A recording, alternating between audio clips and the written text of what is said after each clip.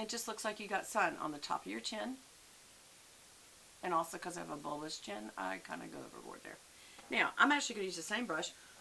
There's a little bit of fallout there, but it is a shimmer product. I'm going to, even though this is a warm look, I am going to use her debutante color, and I'm using the butt end, the brunt end.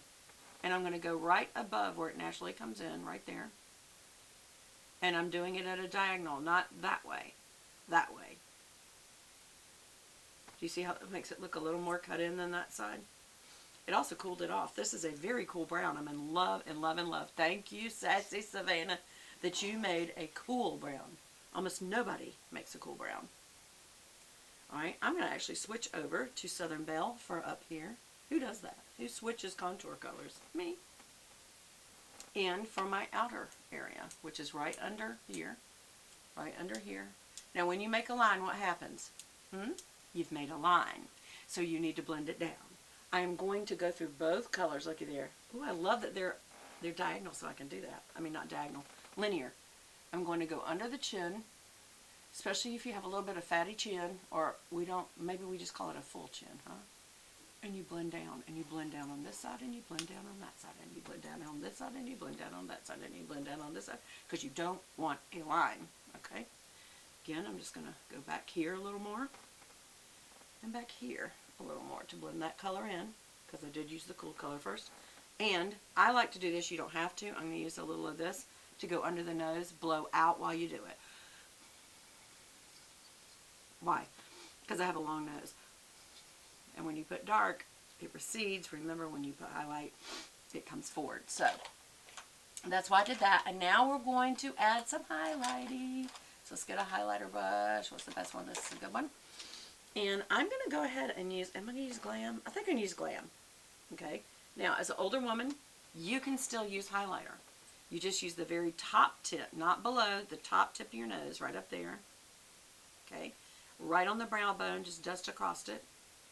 Dust across it. Right here atop of each brow. Dot, dot, right there.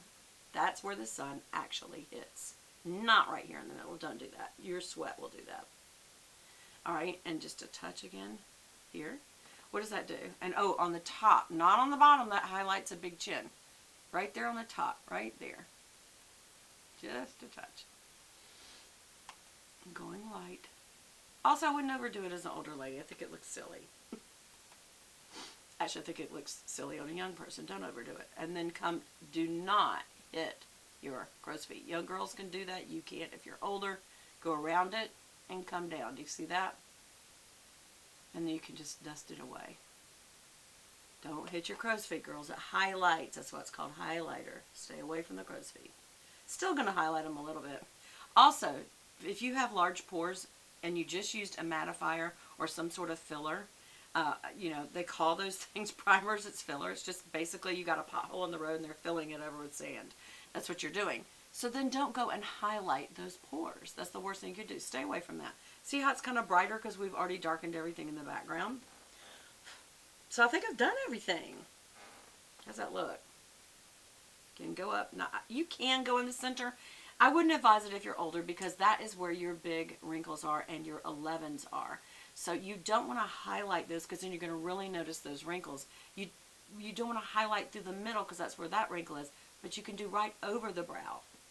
And it still has that kind of, oh, something shimmery happening here. I think it's great. I do like this. Also, some people like to go ahead and take a touch of this and do it right under the brow. We already have a good highlight there, but I will. Just because it's the same highlight. So there. Do you know what I totally forgot? Concealer. But I'm going to leave it on. I'm leave it okay. So do go a little dark circles. It's okay. It's okay. So what is my overall impression of these products? I like them. I would definitely buy them as a gift set to give to someone for every day, just having everything in 3 boxes. And also, y'all, I didn't do my liners and my favorite, my mascara. Okay, so let's do liner. First of all, let's do the waterline. How does it do? It's doing good, y'all. Okay. Those of you who are okay with it, do a tight line. I know tight lining is hard because it's hard to not make yourself blink. Especially since this has just been sharpened. I'm a little nervous, but it worked. Right there on the inner waterline. Tight lining is when you go on the inner upper waterline. I don't know why they call it tight lining. Okay, just poke myself. Best thing to do when you poke yourself is not squint. Just relax your eyes a second. And don't stop. Finish where you were. You don't want to not line there. I barely did it. That looks very good, y'all. I like the liner. Like the liner. Like that she gave you. Whenever you give somebody a product that is a pencil that is not a screw up, that's why I would, or scroll up. I suggest scroll up. So that's my advice to Savannah on this. But if you are going to provide a regular pencil, it may be a cheaper packaging thing.